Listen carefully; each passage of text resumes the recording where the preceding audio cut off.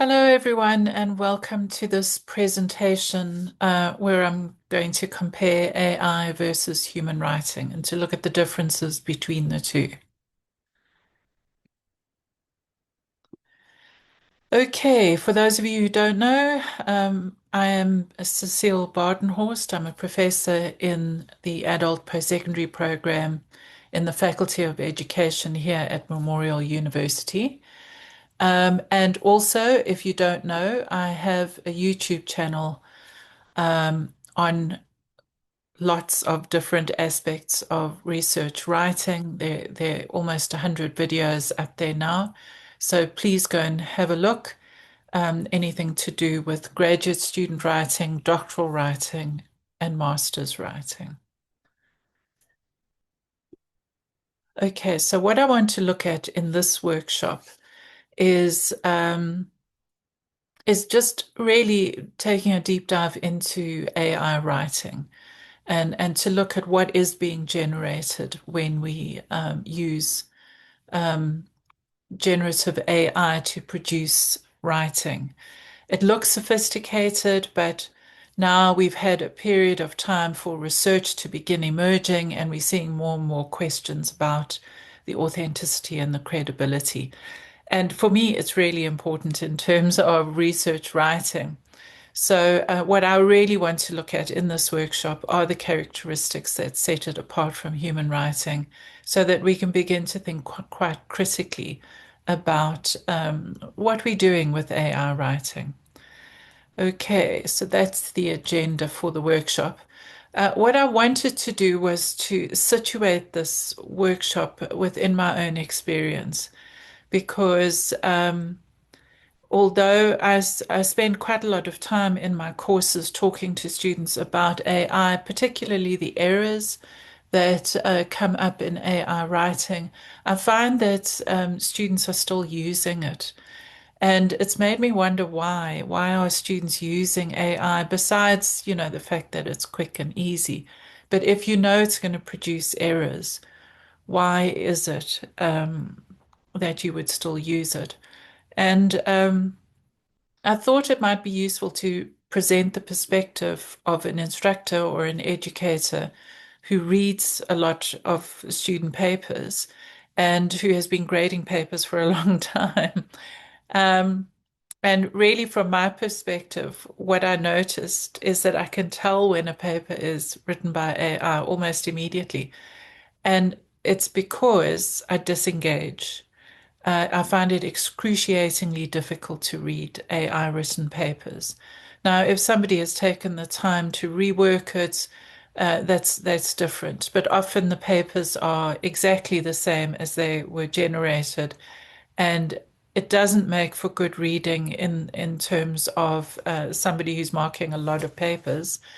And I just wanted to explain from my perspective what's actually happening when you see a paper that is AI generated. So what I want to go through today is I want to go through some of the issues with AI writing. And some of these you probably already know, but I think it's worthwhile to go through them again. Then we'll look at the some of the emerging research that's coming out, and then look at human writing. And really, what I'm talking about is not grammar or formatting. I totally understand if you want to fix your grammar, you don't want to have a kind of, you want your language to look error-free, I guess. But there's a lot more to writing than grammar and formatting. Okay, so here's a little test for you. Here are two extracts that I've taken from The Guardian. The Guardian at one point had a couple of these as a test. Um, can you tell which one is AI written, number one or number two? So, arts play a significant role in our society as they offer a creative outlet for expression and provide an escape from reality. They also serve as a means of cultural preservation, allowing us to understand and connect with our past. The arts weave into our lives each and every day almost without us knowing it. whether it is a moving film, a beautifully designed building, or simply an elegant teacup. The arts stimulate our mind and our imagination. The arts provide everyday lives with moments of beauty. Okay, we'll come back to that at the end. Okay, so this is what we see when we look at AI writing. We put in a prompt, it comes up with a whole bunch of text within minutes, and it looks plausible. It often looks extremely convincing. Uh, Lots of words, plenty of words. There's a very generic tone. It's voiceless. There's a universal voice, something I'm really against, because I feel like it dampens a writer's voice. There is some simulation of critical thinking, but it's in a very simplistic way, a pro-con kind of way. The grammar is often faultless, but to me, it feels like an old-fashioned kind of grammar. And usually there's an extensive vocabulary. I mean, really way beyond what most people would use. And sentences are often long and convoluted with lots of subclauses. But for me, overall, the writing is lifeless and is very devoid of meaning. And the phrase that's coming up that really resonates with me is dead behind the eyes writing. Um, so, in order to understand what's happening with AI writing, we really have to understand the large language models because, this is the source of where generative AI writing is coming from. And it's really important to understand that these large language models are not intelligent. Really, what they are doing is looking for patterns based on bits of text. So they have huge sets of data. And I'm not saying they're not sophisticated, they are sophisticated and they are complex. But essentially, what they are doing is taking bits of words or bits of text and putting it together based on patterns in the training data, in that data set, and and anticipating what future patterns would look like based on previous patterns. So they're not intelligent, they don't understand language, they are not search engines, but they are basically prediction models. So what they're doing is they're working out the probability of the next word. Um, So they're not designed to produce knowledge or facts. They're designed to produce statistically likely patterns based on their training data. And they're trained on texts, not on facts or information or knowledge. And they use texts from the internet, which, as we know, is full of incorrect information.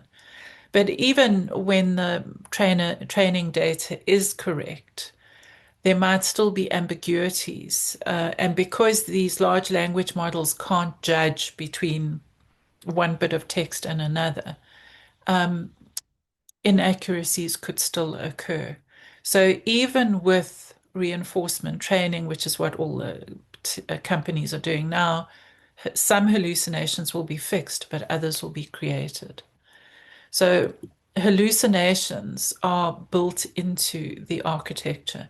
They're not something that will go away or something that, if you use it often enough, won't appear anymore. It's part of the kind of system that it's emerging from. And I've used this example often, but I really like it because it just shows why these hallucinations occur. So, because it's a prediction model and it's looking for, based on the past and on its training data, it's looking for the most likely response. So, if the answer is Keetmanshoop, which is a town in Namibia, it will replace this answer with something much more common like America, because most often in the training data, America is likely to be the answer. So it's, in terms of the architecture, it's not wrong. So generative AI can't recognize true or false. It doesn't understand knowledge or reasoning or anything like that. It can only produce statistical relationships. And all the problems, the hallucination, the universal voice, the generic nature of the language, these are all features of the system, of the way it's been set up. I'm not going to go into this in too much detail here, but I did want to raise it because, and I'm only mentioning a few of the issues. But if you are involved in research writing, and you are writing a thesis and using AI to help you write, you really need to be aware of the many biases inherent in the training data. Yeah, I'm not going to go through them all, but some of these are quite significant and definitely will impact on your credibility as a researcher if you don't take them into account. What I want to focus on really is the writing part of it here. So, in terms of the hallucinations, one of the issues that we're finding now with AI writing and with AI use in companies and businesses is that there's a bit of a chaotic element to the hallucinations, and it's difficult to know when. Like if you knew that a certain, it would the hallucinations would occur when this, then you could account for them. But it's not as easy to do that. So if you know, then you can spot if there's an error. But often, if you don't know, you won't spot the error. So, for commonly known facts, if it gets that wrong, then you probably would know and you could correct it. But with academic work, particularly if you're doing something like, trying to get AI to do a summary for you or a literature review, what you don't see or you might not know are the nuances in concepts, in arguments, in the summaries of the articles. And often the summaries and the literature reviews are being taken off abstracts and not the whole article. So the main arguments might be lost completely. And with citations, if you haven't noticed this already, citations are often wrong, and often wrong in very creative ways, but still wrong. Okay, so I just want to show you an example of my own work because obviously it's easier for me to know. So I asked for a one paragraph review of my research on graduate student writing, particularly looking at the concept of deficit. And what I've highlighted in red here are all the concepts or descriptions of concepts where it's got it wrong, totally wrong. So there's no such thing as the deficit paradigm. It sounds okay, but actually it's wrong. It's not, that's not it. Nobody talks about that. I never talked about task development, revision processes. You know, I might have talked about revision, but not in this way. So that's wrong. Her research highlights how evaluation criteria, rubric-driven assessments, and expectations about publishable output. No, no. I might have said something like that, but definitely not that. Mismatches between student writing and the prevailing institutional grammar. No. But look at that institutional grammar of scholarship. There's for me that would be um, a bell ringing because nobody says that, the institutional grammar of scholarship, and you certainly don't see that in student assignments. So what I wanted to show you here was really it looks fine, and it looks like it could be my work, but really it's not. They are just words. They're words put together, but without the overall meaning of that body of literature. So I wanted to highlight the errors that you get with AI writing and the misinformation and the biases. And I wanted to show you how this is tied to what AI, generative AI and large language models are, what they were set up to do. So, I mean, there's a consistency around what they were set up to do and what they produce. The inconsistency is what we think it can produce and what we've been sold on in terms of the idea of what it can produce. And that's what I want to look at in terms of human writing. Um, so, since ChatGPT came out, there's been a lot of research now, particularly by linguistics researchers, looking at, the language within ChatGPT or other generative AI tools and comparing it to human writing. And I want to begin looking at some of these. I mean, it's a growing area, so there's a lot of research coming out about this. Um, and I'm going to pick up on 2 points. These are definitely not the only 2 points, but they are 2 points that I think are tied to why, when I said to you at the beginning of the workshop, I disengaged totally. So it's tied to that. These 2 points are writing is relational. We often think writing is reporting at the end of a process, but really, we always write in context and we always write to a reader.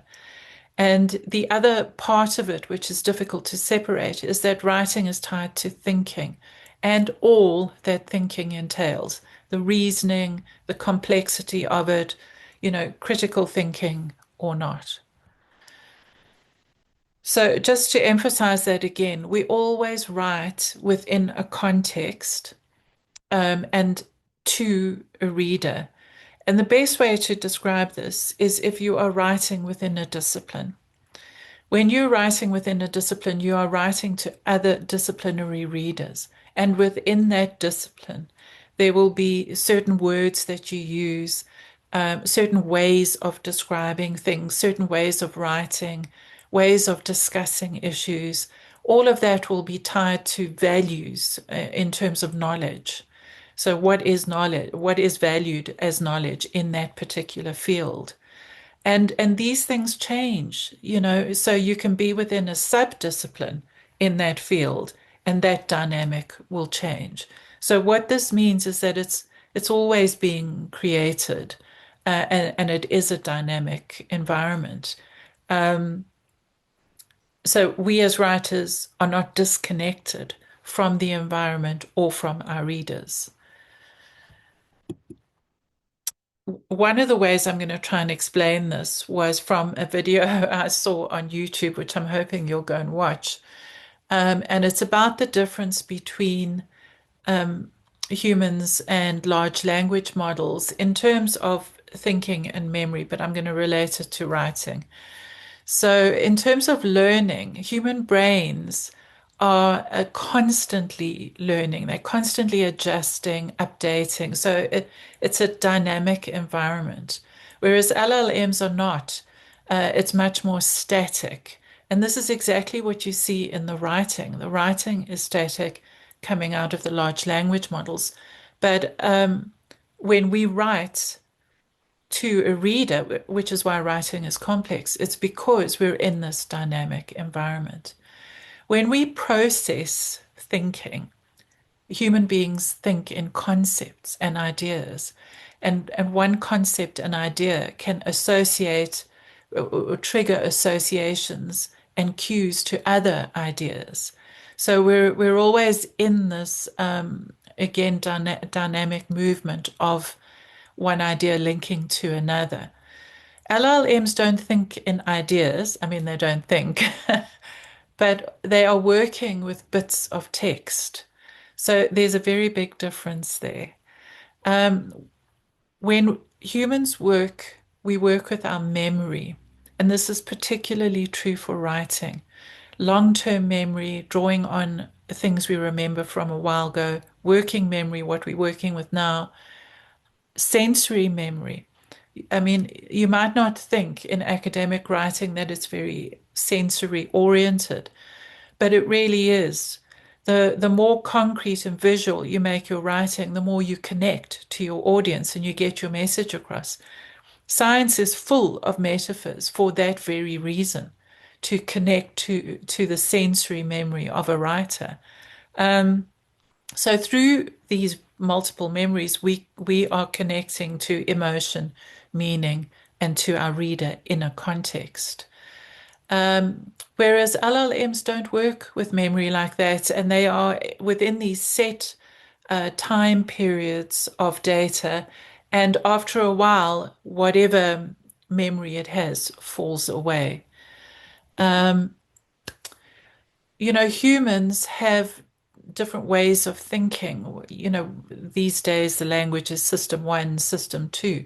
So system one is the fast, intuitive, associative thinking. System two is the slow, deliberate reasoning.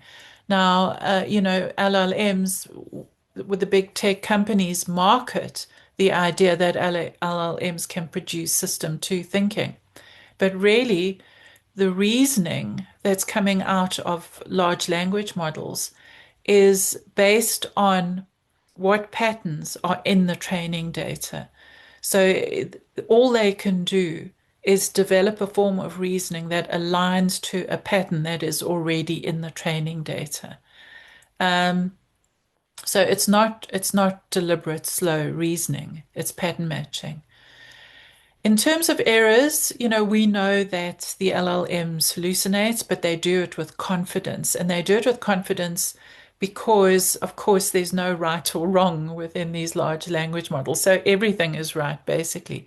And we as humans also get things wrong, and our brains are very good at filling in gaps. Um, but we have a reflective um, aspect to ourselves where we can engage critically and we can apply some critical thinking to whatever environment we're in. And when we write, especially in academic contexts, we use this. I mean, this is what we use all the time when we're developing an argument. Um, the last point is really relevant for writing, and that is that human beings are embodied. We are embodied in a context. Everything we do is embedded in that environment. So it's imbued with meaning and understanding of that environment. Whereas LLMs are disembodied and decontextualized. So they're not anchored in a physical reality. And you might not think with academic writing that this would make a difference, but it makes a huge difference. So, to just summarize what I've been saying, AI writing, because it's based on prediction and probability, will rarely contain originality and uniqueness. And it's dialogically closed, so it's not relational. It's separate, it's cut off from its context. It often lacks those persuasive elements because it is decontextualized, and then it becomes less engaging and is descriptive rather than analytical because those deep thinking processes are not there. Um, but if we look at human writing, what we're looking at is because humans are always writing to a reader, they write with purpose, and the purpose shapes how they write and how they connect to the reader. And that is how writing becomes dialogic and relational.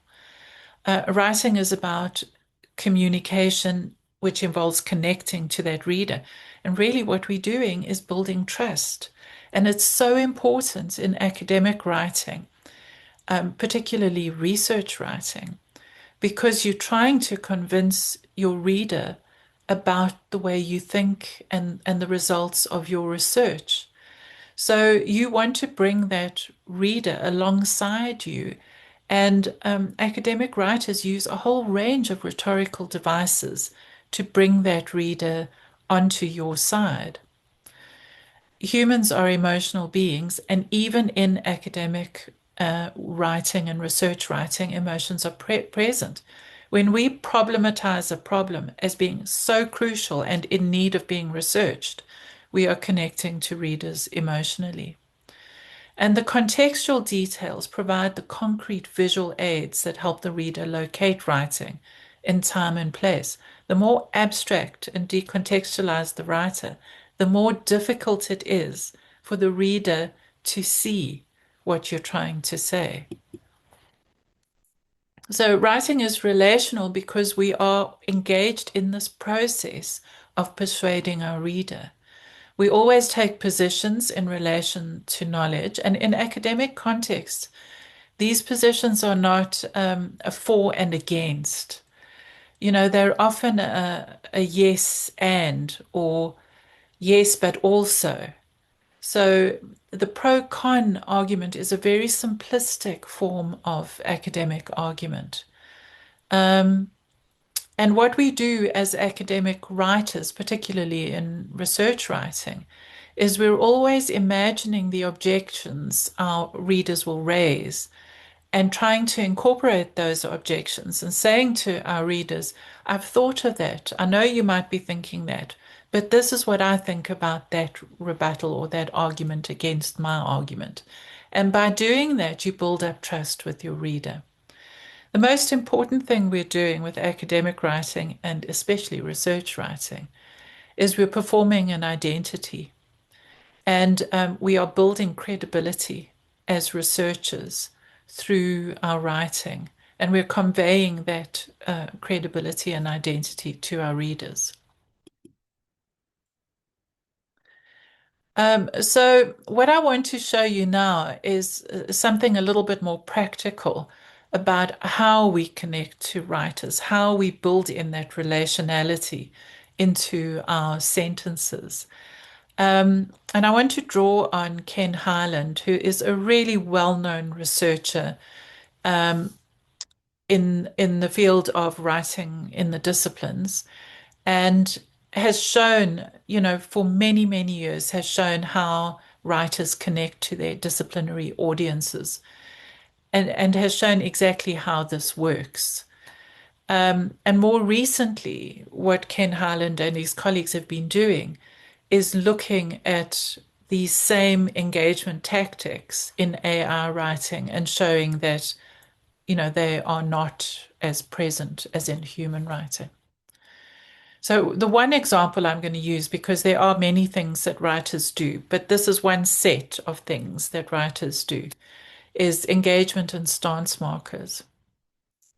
And these are appeals to a reader and things like using examples to make things concrete, using questions to draw the reader in as part of that relationality, personal commentary, direct appeals to the reader, use of pronouns, emphasis, those kinds of things. All of those things, all these engagement and stance markers are where we position ourselves in our writing and we create a voice for ourselves. And through these markers, we connect to readers. So here is Hyland's interaction markers of stance and engagement, and I'm going to go through them in the next slide. But these are things we do all the time. We might not do them, all of them, in one piece of writing, but we will use some of them. So if we put our voice into a piece of writing and we're trying to persuade a reader around our position, we might use hedging. This is where we portray uncertainty, because the more we are certain, the more likely we are to have a rebuttal. So we present uncertainty as a way of saying to the reader, this is what I think, but you might think differently. We also use boosters to mark things that are important. Clearly, this, obviously, that. There we're conveying to a reader, I'm thinking this is important. Attitude markers, I agree, unfortunately, interestingly. So the reader can see me in that piece of writing. And then, of course, the more obvious ones, self mentions. So some disciplines won't use I, but, lots of disciplines use we. And then what you're doing is you're pulling the reader out of the research itself and to the researcher. The attention is being directed onto the researcher. For engagement, reader pronouns using your, you, or your. We don't see that often in academic writing, but you might use it. Directives. It is critical to understand. Questions, very good way of pulling in the reader. Appeals to shared knowledge. Of course we know, but personal asides.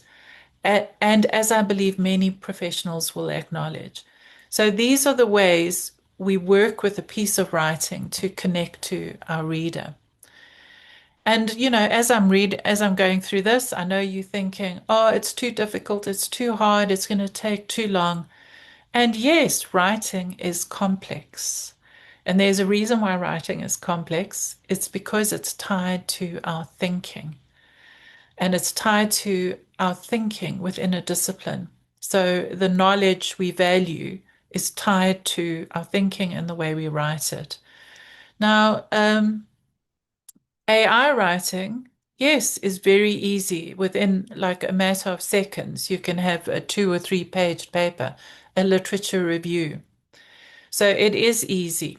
But anytime somebody is selling you something that says it will save time, it will be efficient, and it will be easy, I would say run for the hills. Because those are marketing tools. So what happens when something is easy? What are the costs of offloading that complexity? Secondly, when somebody says it's going to save you time, I mean, time for what? And will it actually save you time? I always think of email. Everyone said to us, oh, with email, it'll save you so much time. And really, what email did was make us accessible for 24 hours in a day and at the drop of a hat. So now you have to answer immediately rather than saying, oh, my letter's in the mail. Um, so no, it doesn't save time. It actually often increases work. Is it efficient? What do you mean by efficient? Is the fact that you're getting 3 pages of writing done in 3 minutes, is that efficient? When it's meaningless, you haven't learned anything, you haven't achieved anything.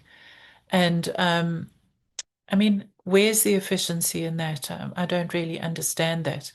And what are the costs of offloading your thinking to AI? So, this is what I want you to think about. When it comes to writing, um, what I really want to emphasize is that we have somehow got this idea into our heads that thinking deeply or thinking for a long time over something is wrong. And actually, you know, there's a lot of value in thinking deeply. And sometimes we think deeply through writing. It's in the writing that the thinking comes together. So I want to I want to re-energize the idea of thinking slowly and thinking deeply and doing that through writing. The more you write things down, the more your thinking gets deeper and expands, and you'll see those associative cues and that kind of jumping of ideas in system one thinking happening. I mean, I see it all the time. The other thing that human writing requires is reading. And offloading reading to AI to me is like, cutting yourself off at the knees and then expecting to run a race. Um, and the other thing human writing requires is reflexivity and critical thinking, continually questioning our own assumptions, continually questioning our biases and beliefs and what we have constructed as truth and knowledge in this piece of writing. And something that I don't think that gets promoted too often is that there's an enormous amount of satisfaction that comes out of grappling with something, thinking deeply about it and then coming up with some way forward. It's extremely satisfying, and there are lots of psychologists who have done work on this to show that working through something complex, even a reading, working through a reading, a paper that's dense and difficult to understand, And even in the end, if you only understand 50% of it, there's still a deep satisfaction in getting to that 50%. This kind of idea that we have to do everything quickly and superficially, efficiently, to me is wrong. One of the things we do when we work with something and we sit with it and we hold the problem is we build cognitive resilience so that we can work through the difficult problems that get us to points of real innovation and real creativity and uniqueness. I want to show you this one example, a paper that's recently come out, and it's about exactly what I'm trying to say here about linking thinking to writing and then writing being connected to a relational environment. So this paper is about students' statistical expertise and how what the argument these authors are making is that writing is not just a means of conveying information, but of developing statistical reasoning. So students learn statistical reasoning through writing. And without, if they're generating that through AI, they are not learning the process of reasoning. And uh, I mean, this article really highlights exactly what I've been trying to say in this presentation. So what they argue is that students are assigned to write and they need to write because the act of writing helps their conceptual understanding. And their findings suggest that human-generated writing demonstrates more modulation of stress or confidence and includes verbs linked to mental and verbal processes. So what they're saying is that it's through the writing that you learn the mental process. It's through the verbal process of writing and putting everything together that you work out the mental processes. It's hard to separate the two. Um, and their final argument, which I totally agree with, is if students learn to write data analysis reports by using ChatGPT, they are not learning to write like proficient professional data analysts and statisticians do. They are learning a particular writing style peculiar to the large language model, its training data, and the training and fine-tuning process that created it. And that writing style need not match the style of any particular field. The argument for using AI is often, oh, well, everyone's going to be using this in the workplace. But what we're seeing actually is that the uptake in the workplaces is not as great as it was predicted. And these big tech companies are really targeting students now because they feel like that's going to be the market. Um, but really, what these authors are saying is that in the workplace, as a statistician, you probably won't be able to do your job if you haven't learned how to reason in that field. So ultimately, my message is that you are projecting an identity when you write. And whatever you write, whether you use AI or not, you need to take responsibility and ownership of that message. Um, yeah, and I mean, this is something that I feel quite strongly about, because especially if you're working on a thesis, because once that credibility has been questioned, has been called into question, it's very hard to get that back. Okay, so just to emphasize, writing is not just the end product. It's part of the inquiry process. We write to learn. We also write to discover, something I haven't really talked about yet, but I think is a very important part of writing. But we write to connect to an audience. So writing is relational. We write to think and perhaps critically engage with thinking. And then we also write because it's part of our intellectual labor of thinking deeply about something, but it can be incredibly satisfying intellectual labor. To go back to these two paragraphs, were you able to tell which one was AI written?